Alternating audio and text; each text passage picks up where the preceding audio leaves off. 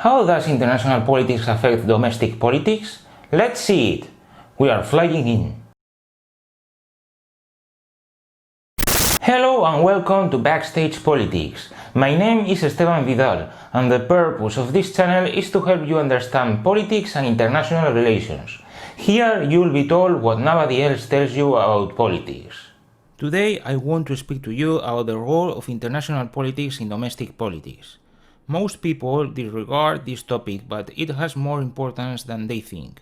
So on this occasion I'm going to discuss how international and domestic politics are intertwined. Besides, I'm interested in showing how relevant international politics is in the domestic realm. I know I'm going to question some dominant assumptions in international relations theory. Still, I believe it is necessary to provide a systematic and comprehensive approach to this matter. To develop this discussion, I need to start by making some preliminary clarifications about what international and domestic politics are. Afterward, I'm going to analyze how world affairs influence on domestic politics. What makes the fundamental difference between international and domestic politics? The territorial principle is the answer. Indeed, territoriality is the bedrock of modern politics because it involves the separation of these two realms, namely the internal and external spheres. The Peace of Westphalia is considered a tipping point in legal terms because it represents the birth of the modern state system.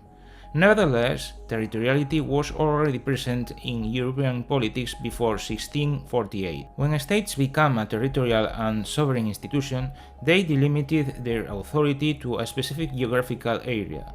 In this way, they started to exercise exclusive jurisdiction in this territory. From then on, they didn't recognize any superior authority.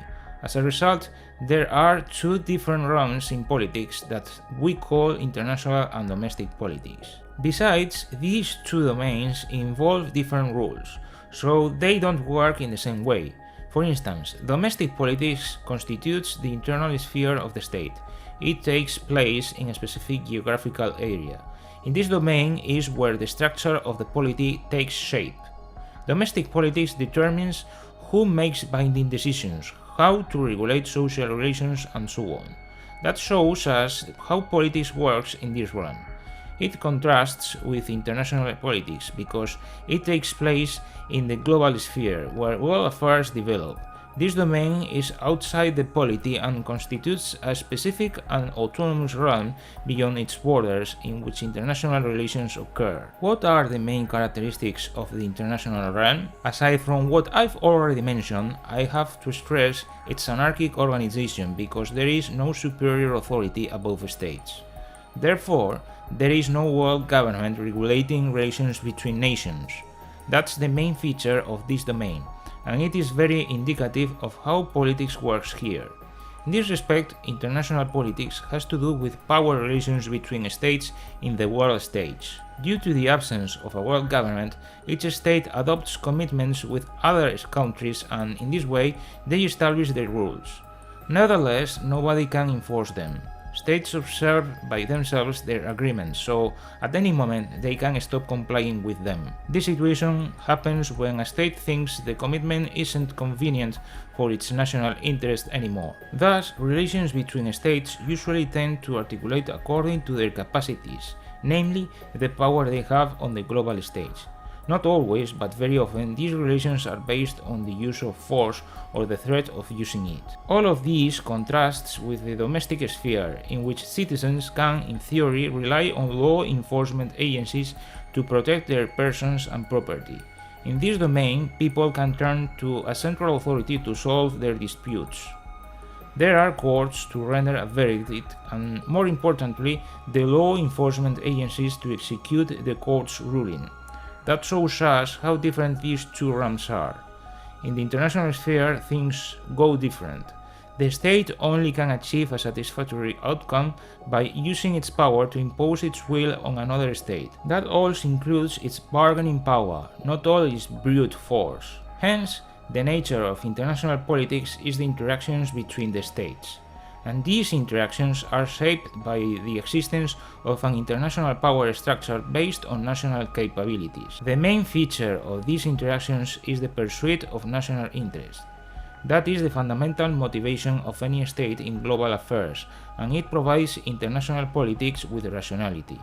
In an anarchic environment, rivalries dominate mutual relations between states, and they distrust each other. For this reason, politics results in a power struggle to ensure national security. Although realist authors stress the radical distinction between domestic and international politics, they are wrong in considering them watertight compartments. They are right when they argue that these domains work following different rules, but that doesn't entail they are not interconnected. The existence of a central authority in charge of law enforcement and of keeping social peace shows us the nature of the domestic domain. There is a regulatory institution that controls social relations. However, the international sphere lacks this central authority, and every state has the sovereign right to develop its foreign affairs as it pleases.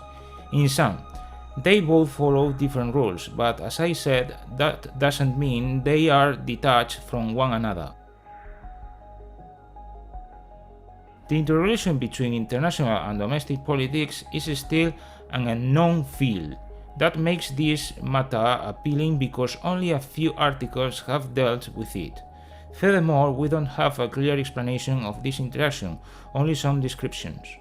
The truth is that a few scholars address this topic, and for this reason I want to mention the most relevant approaches to set out their main ideas. Afterward, I'll give my explanation. Among the most relevant contributions, we find those made from neorealism.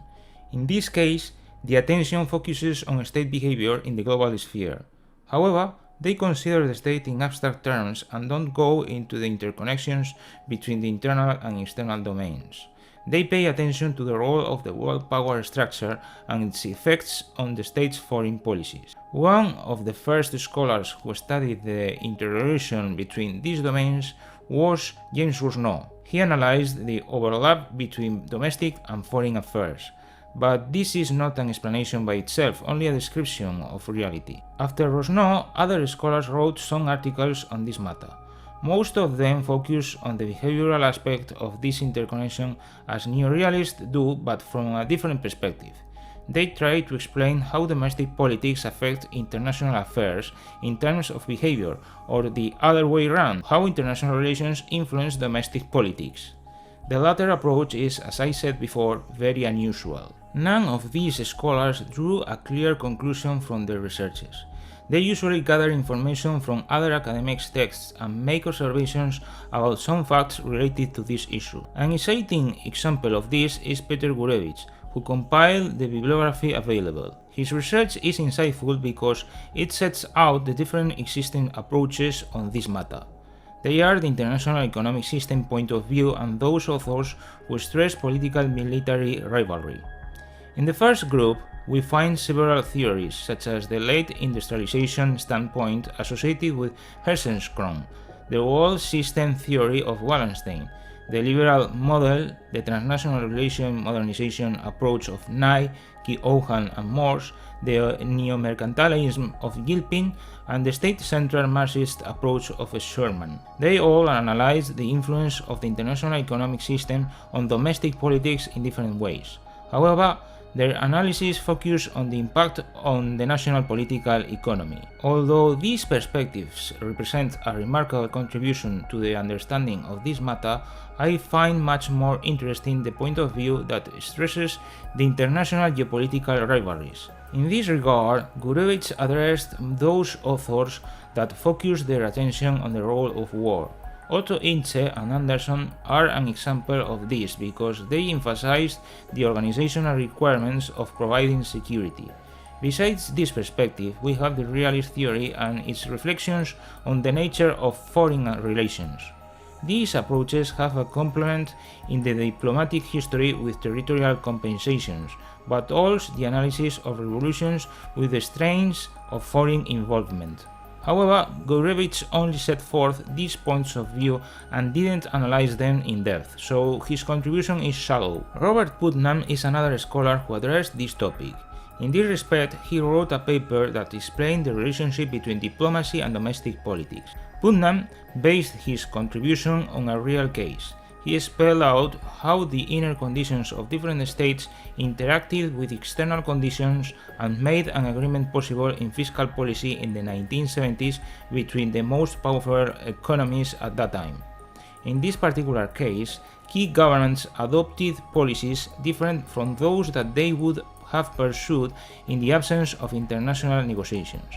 This agreement was possible because a powerful minority within each government favored it in the domestic sphere.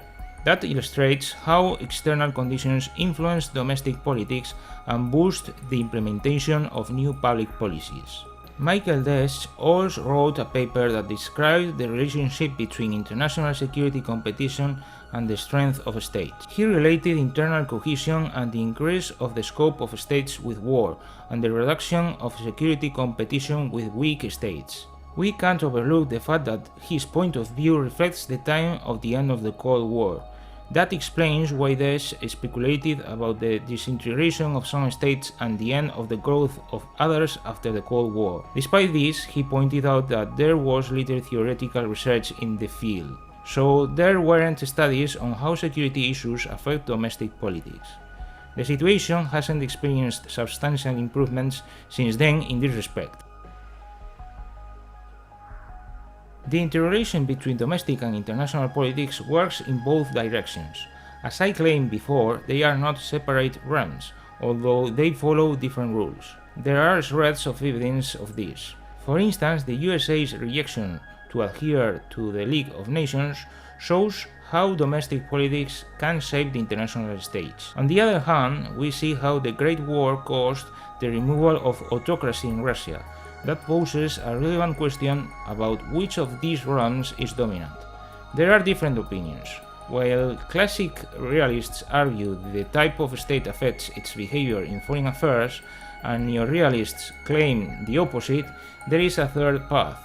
Instead of considering this topic in behavioral terms, we should take a different perspective in the same vein of authors I have mentioned, such as Ince.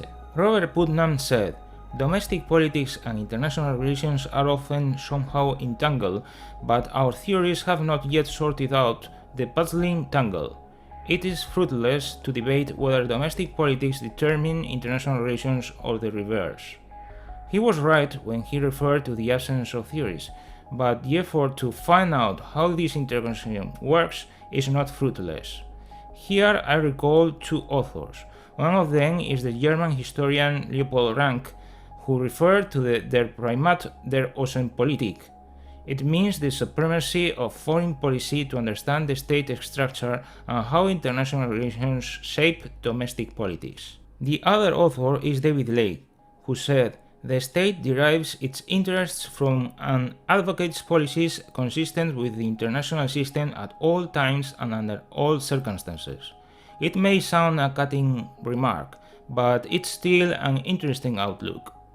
The context of competition in the early modern age facilitated the formation of the modern state considered as a territorial and sovereign entity. This circumstance did the search for security its main driving force for its following development. International hostilities and rivalries meant a powerful stimulus, and it had its effect on domestic politics. The need for security boosted inner changes to adjust internal conditions to match the external challenges. In this way, international events on the global stage have forced changes in societies and became a social, historical, political, economic, and even technological development factor. Every state has reacted in a different way to similar stimuli because external forces operated throughout internal conditions, and they require different responses. However, the geopolitical rivalries have worked similarly in general terms and explain the social and political change in modern times. Question of the day: how much does international politics influence your daily life? Post your opinion in the comment section below and I'll check it out. Don't forget to subscribe by clicking here. If you give value at this video, please share and smash the like button. Thanks so much for watching and I'll see you the next time.